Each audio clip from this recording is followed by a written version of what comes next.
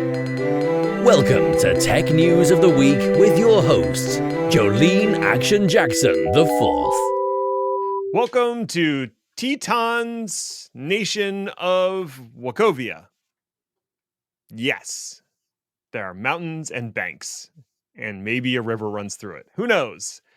This is our Tech News of the Week short podcast where Chris and I go over 4 stories that caught our eye in the headlines. And since Chris did the honor of writing the main article for our main show this week, that means I get to go first because I'm more important. Right, Chris? You're not taller. I'm not taller than you, am I? Damn it. BlackBerry stock inches up on less losses. BlackBerry, Ooh. yes, that BlackBerry saw a slight bump in their stock price after reporting on their fiscal Q2 results, showing that they had lost slightly less money this quarter than previous quarters. Yay. You did it. As someone who came up in tech during the early aughts, BlackBerry devices and their parent company Research in Motion were essentially ubiquitous. For many years, I carried a BlackBerry seated firmly in a plastic holster on my belt right next to my chain wallet. But the advent of the iPhone had all but sealed RIM's fate, and I was as shocked as anyone to discover they are still an actual company with real products. Who knew? What sector have they branched into? The IoT space, with a real-time operating system and vehicle software platform. Named QNX and Ivy, respectively, they will be used by Mitsubishi in their forthcoming vehicles. So while you may no longer have a BlackBerry strapped to your waist, they'll still be helping to drive productivity. Literally. Or at least helping you drive to the urgent care facility due to the second-degree burns from your iPhone 15. Well done. Thank you. Felt good about that. Apple blames everyone but themselves for an issue that they've had for years. The iPhone 15 was recently released to much applause, some applause. A general shrug. Please clap. It seems like it's a fine upgrade in terms of power and camera, as usual, blah, blah, blah, blah, blah. You can look up the specs if you want. But it also has a familiar problem. It's overheating something fierce. Apple blames third-party apps for this, which on its face, I'm okay with. We here at Chaos Lever are extremely anti-app, just as a standing rule. The website is fine, people. The website is fine. You're just putting a website in an app. We can talk about PWAs later. They're actually kind of there. But the problem with Apple blaming third-party apps is that Apple has a huge history of their devices not handling heat well. Mm-hmm. People have reported the iPhone 15 devices getting as hot as 120 degrees during fast charging, and proving it with infrared cameras. And applications such as Instagram, Uber, and the game Asphalt 9, while running, causing the phone to be, quote, too hot to touch.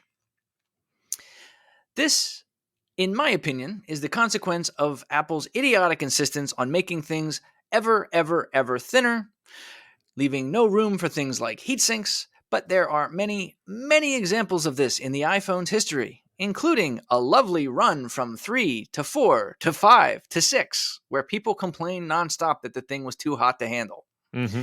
And of course, most annoyingly to me, the iPhone 12, which would overheat while doing something crazy like using the GPS. How dare you?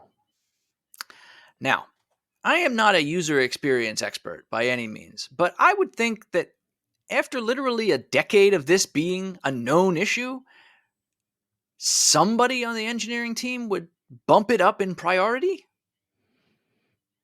But it has like more cameras now with the megapixelars. You want one that. of them can take pictures of your house as it burns down. No, the phone would still be in the house. Net neutrality making a comeback? I mean, NSYNC and Backstreet Boys are touring again, so I guess anything is possible if you wish hard enough. I mean, not me. Ticketmaster.com. And sorry, I'm not on mute. Carry on. I mean, not us. We're not wishing for that. Shut up. You watch TRL 2. Don't even try to fight it or deny it. Anyway, the current Democratic dominated FCC is preparing to roll back the decision by Ajit Pai to reclassify broadband in 2017 as not under the FCC's purview. Chairperson Rosenworcel, I will be able to say that name someday, is planning to reinstate the rules adopted in 2015 that classify broadband as an essential service, which means the FCC can deliver binding rules to internet service providers. While the internet apocalypse did not actually occur in the last 6 years, that can be attributed in part to the lawsuit that followed the change, which was only settled in 2019. And then in 2020, California rolled out its own version of net neutrality for the state, further complicating the work of ISPs to screw over the average customer. A vote to reinstate the 2015 rules will be held in mid-October, followed by a period of public comments on the proposal and then a final vote based on feedback sometime in late 2023 or early 2024. We at Chaos Lover believe that access to broadband internet is an essential service in this year of our Lord 2023, and ISPs should be treated like public utilities rather than for-profit companies. The fact that they've gorged themselves on government grants and assistance over the last 40 years while constantly breaking promises and fudging the numbers is the best evidence that they cannot be trusted to do what's in the public's best interest. In short, damn the ISPs, save the empire. Raspberry Pi 5 released. Woo! In the world of tiny, tiny, tiny cheap computers, the name that nearly everyone, even non-IT people, know is Raspberry Pi. They were the first in the market, but as usually happens, that monopoly did not last long. There are a ton of competitors in the space out there now, and the Pi itself has struggled to compete. The Raspberry Pi 4 in particular did not exactly impress compared to the market, but the 5 appears to have made some significant steps forward.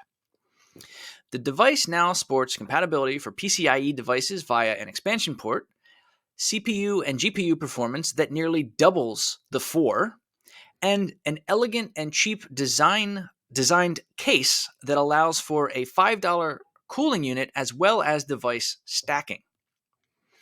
Now, the downside here is that in order to maintain that peak performance with the $5 cooling unit is basically a requirement. And also, the redesign will also make all older cases non-compatible. PoE still requires another add-on, but let's be honest, y'all are not going to use PoE with this thing.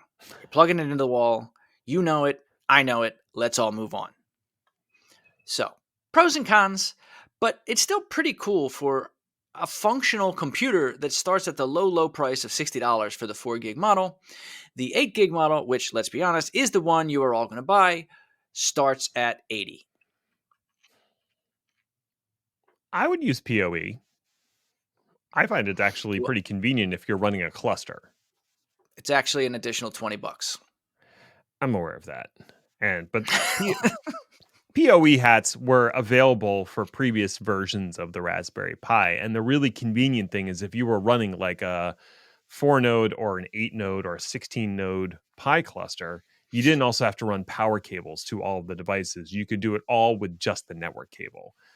And depending on your requirements and whatnot, that was pretty convenient. I'm just saying. Yeah, I just feel like it's problematic that you have to pay 20% extra. It does seem like more than you should have to pay for a PoE hat. But the good news is third-party ones exist for the previous version that didn't cost as much. So you can just do that. It's a matter of time before they become available for this one too. Yeah, I imagine so. All right, that's all we have to say. You can go away now. Bye.